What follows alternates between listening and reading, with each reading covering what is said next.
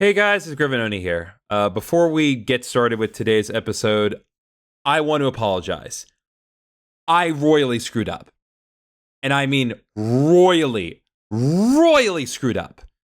And it is no one's fault except for my own for what happened this time. So, I recorded episode 38, did everything that was all that there was to do, had all the footage nice and settled, and then I accidentally deleted the episode 38 commentary recording before I exported it. And there was no way for me to restore it or get it back. It is unfortunate, but it is one of those cases where I just cannot make this episode work as it was intended to. So, to my physical illness, because I really do feel just awful about this, we're going to be doing this episode with entirely post-commentary. I'm going to show you the key moments of everything that happened in this episode. I will go over every bit of information that I was going to cover in episode 38. And then you all should decide whether or not we should just end the series now, because I really just feel awful about this. This will not happen again. I will never make this mistake again now that this level of stupid from my end has happened. But I am truly sorry for this, especially given for what is going on in this episode. So let's review everything that I did in episode 38. So to start off, I started the episode outside of the ice path. We started the episode in Blackthorn City, which is a new city that we were exploring. This city is very important for various things that we're going to be doing both in the immediate moment and later on. But there are lots of services that you absolutely should and will take advantage of. For starters, I talked to the ace trainer outside of the ice path who gave me credit for getting through the ice path relatively unscathed. I appreciated the compliment.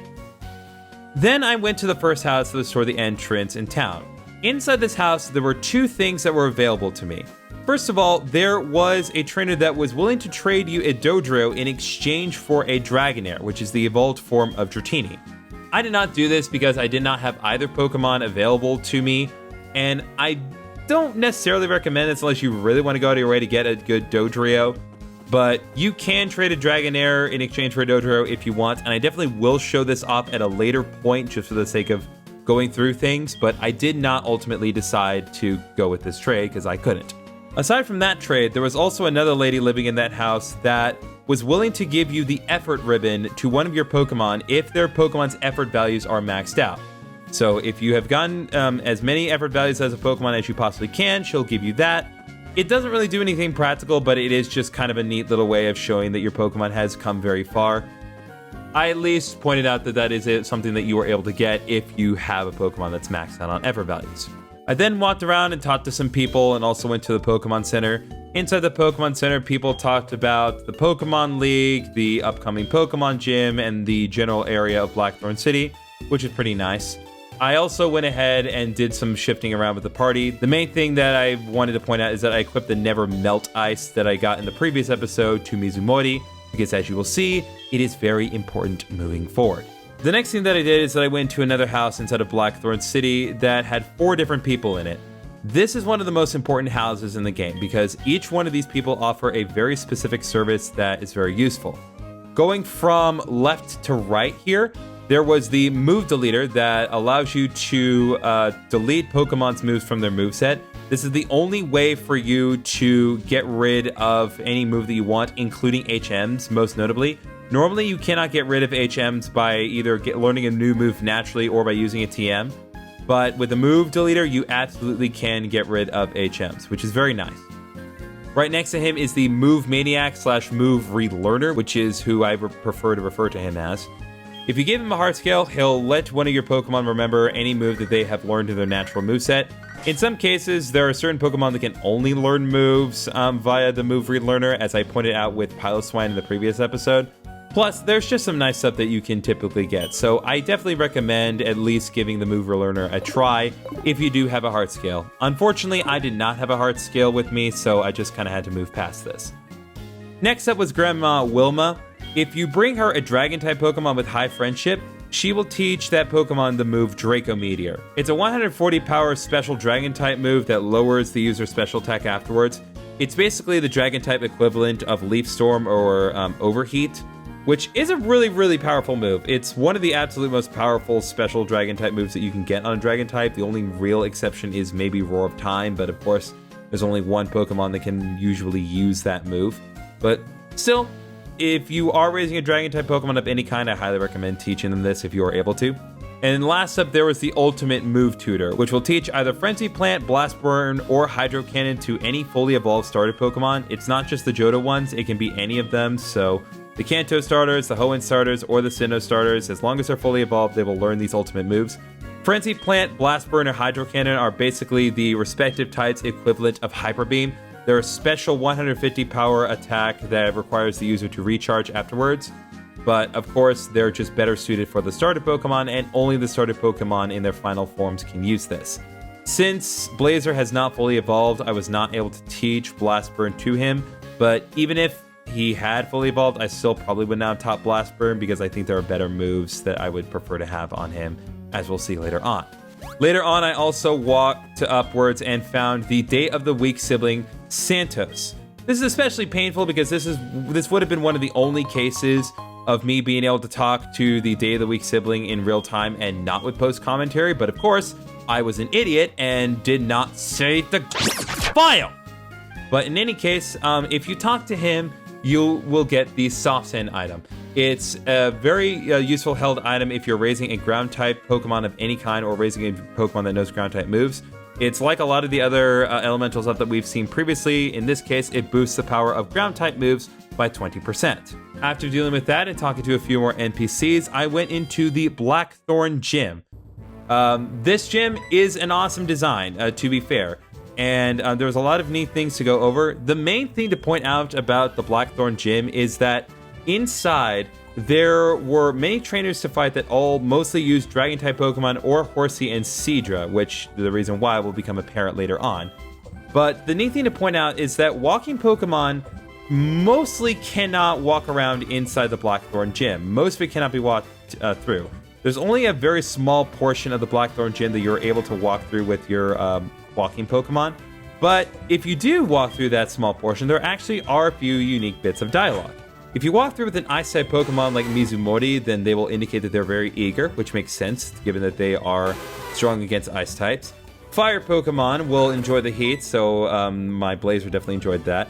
If you brought in a Dragon-type Pokemon with you, they will indicate that they are very composed and sure of themselves. Any other Pokemon that you bring will indicate that they are unhappy, or they will kind of lower their head due to the excessive heat of the gym. Weirdly enough, though, if you bring the Pokemon Entei here, which we did see briefly while we were randomly walking around, he'll let out a roar in the first few steps of the gym, which I don't know why they decided to give him a special unique dialogue for the Blackthorn Gym, aside from it being a ton of lava in here, but it's a neat little detail to be sure. After that, I went through the gym. The main gimmick of this specific gym is that you're using these moving platforms that you can move ahead in one or the other direction and then rotate to get you through the lava and into the next segments of the gym. A lot of the trainers here, as I mentioned, use mostly Dragon-type Pokemon as well as Horsey and Seadra. And then I went through several key points about the gym. Now, just to kind of go through this quickly, in the anime, the design of the Blackthorn Gym is relatively consistent. It resembles an institution or museum from the outside, with the roof being able to open up to facilitate air battles as necessary. And even between seasons, that doesn't really change. The only inconsistency is that in the original Gold and Silver airing, the battleground was a mix of land and water, whereas later on it was replaced with solid ground in the Black and White series. In the manga, the gym's design ranged from another inn-like building to an imposing Japanese temple structure again. But even the most lighthearted interpretations of the Blackthorn Gym feature lava inside the gym. It is hardcore to the max in that respect. The design of the gym has drastically changed between Gens 2 and 4. Not only did it originally have 2 stories and no moving platforms, but it also required the HM's strength just to get through it.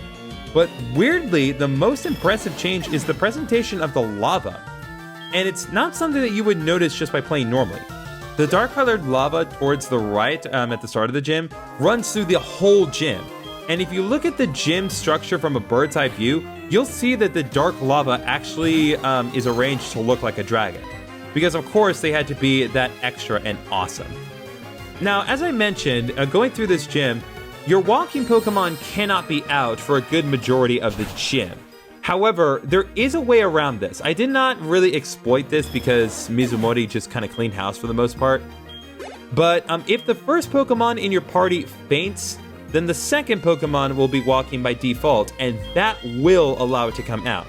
I don't know why they didn't really account for this, but it is a little exploit that you can use to have your Pokemon walk around in the Blackthorn gym. After that, I fought Claire, the blessed user of Dragon-type Pokemon. Now, Claire had 4 Pokemon here, and before I go over them, I do want to just kind of go over some of the talking points for Claire, and then I'll discuss the Pokemon as a whole.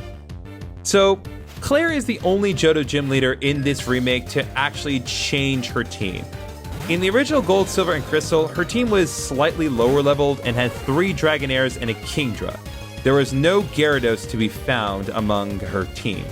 And I will say I do love Claire's design, but as you'll kind of see in the next episode, because I don't get to actually do any proper commentary or dialogue here, I don't care for her personality. It may not be apparent as to what I am talking about right now, but you'll realize it later. In the anime and manga, however, she's awesome. The manga plays to her strengths in wanting to only challenge opponents that are a genuine challenge for her, and in the anime, she is this very powerful but very composed woman. I don't know why they deviated so far from the games, but no complaints here. I'm not going to complain about how they treated Claire. Also worth pointing out, in the Pokemon Pocket Monsters manga, Green, or Blue, depending on how you know him, actually wanted to go on a date with her. Now, that ultimately ended result in just him getting destroyed by her in a Pokemon battle, because, that's how Claire is in the manga, but it's still funny to see that Blue or Green is kind of interesting, Claire. He likes her. But the most interesting thing about Claire is that she's actually the only gym leader to be shown in the English dub of the series before the Japanese version. And this is because the US opening, Born to be a Winner, featured exclusive clips that were only used in the dub version, one of which was Claire. Because of the timing of this opening being used, for all intents and purposes, we in the US got to see Claire in the anime almost 10 whole months before anybody in Japan did. To give you a sense of perspective, we got to see Claire for the first time in episode 158 in the opening, whereas Japan didn't see Claire at all until she debuted fully in episode 251. Now, going into Claire's team, she's actually a very, very difficult opponent, and she has a very significant level spike compared to things that we have fought recently. Like, yes, we did fight that one Houndoom that was level 38, but we really do see a huge level spike in this gym. And this is actually one of the biggest, contentious points of the whole series, at least as far as HeartGold and Soul Silver. Because the level progression in this game is very slow, and fighting Claire really does give you just an absurd difficulty spike in terms of levels. But we were able to get through this in one take, fortunately. So she starts off with Gyarados level 38, has Intimidate for the ability with the moves Bite, Twister, Dragon Rage, and Dragon Pulse. I mainly just focused on having Rhydon paralyze it and then using Thunder Punch to deal with it. Not really too difficult. The next 2 Pokemon that she had were each a Dragonair. Each of them were level 38. They had Shed Skin for the ability. One of them had Thunder Wave, Slam, Aqua Tail, and Dragon Pulse, whereas the other one had Thunder Wave, Slam, Fire Blast, and Dragon Pulse. This difference never really came up as neither of them used their moves that were different, so I couldn't really tell you which one it was. All I can really say for certain is that they were prone to using Thunder Wave on Mizumori multiple times in an effort to ensure that she was paralyzed. Which it ultimately did work, despite my efforts to try to keep Mizumori from being paralyzed, but we still got through those Dragonair no problem. Now, the last Pokemon that she had was Kingdra. Kingdra was level 41, had Sniper for the ability, which boosts its critical hit rate, was holding a Citrus Berry as it do, and it had the moves Hydro Pump, Smoke Screen, Hyper Beam, and Dragon Pulse. Now, the neat thing about how we approach this one, because Kingdra is an absolute monster, I mainly started by having Ceres use Confuse Ray on Kingdra, just to try to get it confused and try to get it to hit itself. Then I U-turned into Raido to get Kingdra paralyzed. And then once Kingdra was set up the way I wanted to, I brought out Mizumori one more time. And then I had Mizumori use Perish Song. Perish Song was that really nice move that I had Mizumori learn a little while back, which I indicated was going to be very useful. And it is a situation like this where you would want to use Perish Song, because realistically, there was a chance I could have probably defeated Kingdra with conventional means. But between its incredible stats, its lack of weaknesses, and the fact that Claire could have used a Hyper Potion at any given time, and the Citrus Berry, it would have been a very uphill battle, to say the least. So I just went ahead and used Perish Song, and then I switched up with my Pokemon over and over again until I defeated Kingdra nice and properly. Now, unfortunately, Claire is a bit of a sore loser and did not think that I was actually properly worthy of getting the gym badge, so she did not hand it over and told me to go to the Dragon's Den in order to prove my worthiness to receive her final badge. So we don't get anything because Claire is the worst and kind of a sore loser, which is part of the reason I don't like her personality in these games. Now, afterwards, I did spend a couple of minutes talking outside because actually, and this is what's really frustrating, the gym battle was so engaging for me and just so intense at the time that I honestly could not find a moment to concentrate to talk about the key points for Claire. So I really did spend a decent chunk of time at the end talking about all my key facts of Claire that I opened with. But after that, we ended off the episode nice and properly with the promise to go to the Dragon's Den to prove Claire wrong and to prove that we are indeed a worthy trainer. So again, I do apologize for all this post commentary. I really do feel bad. I cannot stress this enough. This whole situation is just the worst. I never want to be in this situation again. I hate doing post commentary. I really think it just ruins the experience of the whole Let's Play concept, especially with such an important episode, this being the final gym battle of the whole Johto region. I really do feel bad. I feel utterly sick to my stomach about this, but there really is nothing I can do to salvage this other than try to give post commentary to make this episode at least usable in some way. But I promise I will never let this happen again with this series. I will be especially careful moving forward. I will never let this stupidity happen again. Thank you all so much for watching. See you all in the next episode.